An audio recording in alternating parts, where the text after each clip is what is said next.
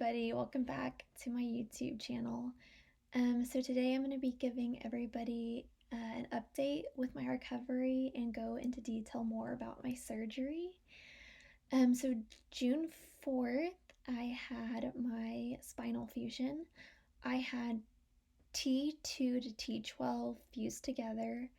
I have 22 screws, 2 rods, and I had 43 staples to close up the incision. So my surgery was scheduled for 7 a.m. I got to the hospital at 5 a.m. and they had me back in the operating room before 7. And then my family was able to see me. They said it was like close to 1 o'clock in the afternoon when they were able to see me. I don't remember the first day in the hospital.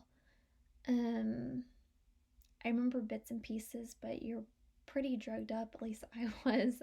I was pretty drugged up the first day after surgery. And then the second day of surgery, they come and get you up for the first time. And I had to use a walker when I walked for the first time. It felt so weird. And I used my walker probably for the first week after surgery. It just helped, made me feel balanced. And I also got really dizzy and lightheaded easily. So they came and got me up. I walked for a second and then they sat me in a chair. I would probably lasted 10 minutes in the chair and then I was like, okay, like put me back in my hospital bed. I'm in a lot of pain. So they put me back in my hospital bed.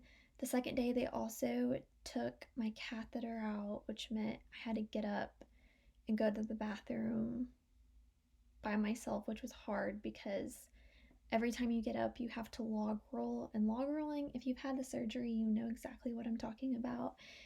For me, it hurts. It was uncomfortable. The second day, I was in so much pain. Literally, I couldn't wait to get my pain medicine. By the time it was time to get my next dose, I was beyond ready for my pain medicine. So the second day was definitely hard. And so I got to go home on Friday. So my surgery was Tuesday. I got to go home on Friday. The surgeon said I could stay longer, but of course I wanted to get the heck out of there and get in the comfort of my own home.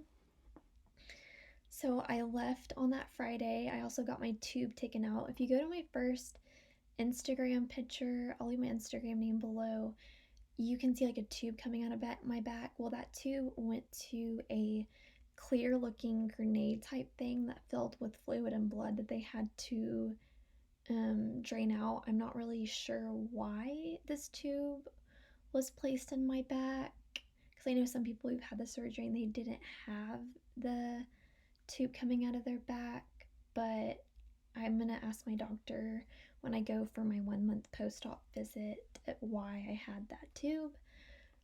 But yeah, so I got to go home that Friday. I was in a lot of pain. The first week is probably the roughest. It's very hard, a lot of pain. I got my staples taken out exactly 2 weeks after my surgery. The staple removal did not hurt at all. Because my back and my chest is pretty numb from surgery still, which the doctor said that is completely normal for it to still be numb.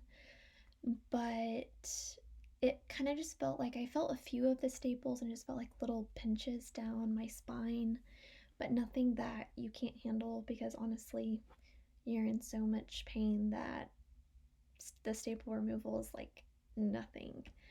I did also have to get a shot in my stomach every day at the hospital, and that shot was to prevent blood clots. And yeah, it's a shot, so it hurts, but you're in so much pain that the shot, it really does feel like nothing. I mean, the shot, I just lifted up my gown, took the shot, and just didn't even complain about it because my back was in a lot of pain. So things that have helped me in my recovery are definitely icing my back. So the hospital sent me home with this amazing ice pack and I absolutely love it. It's definitely helped keep my pain and swelling under control. So tomorrow does mark 3 weeks post-op, but the doctor still wants me using it.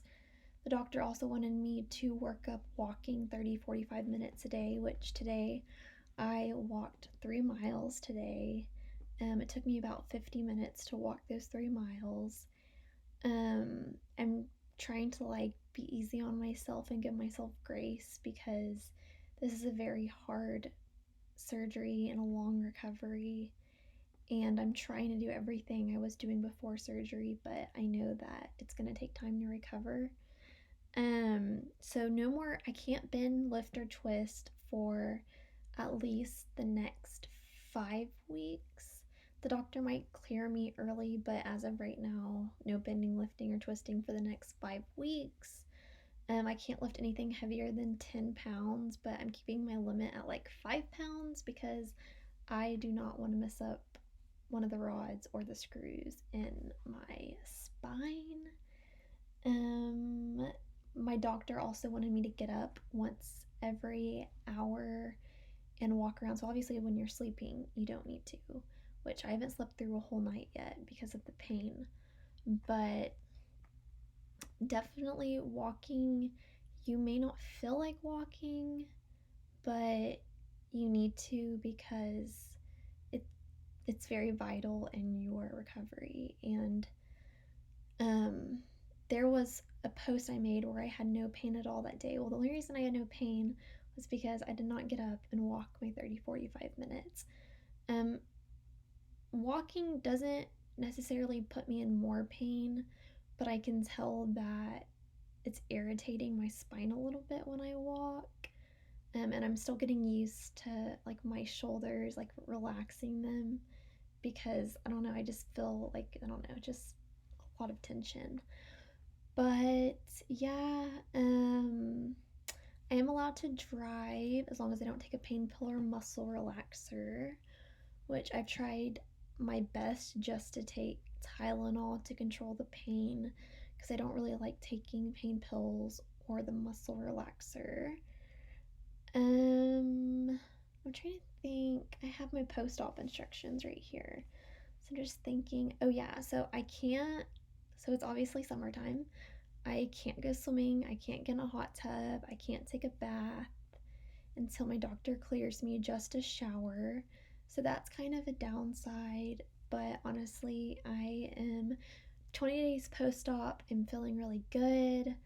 I'm getting my energy back.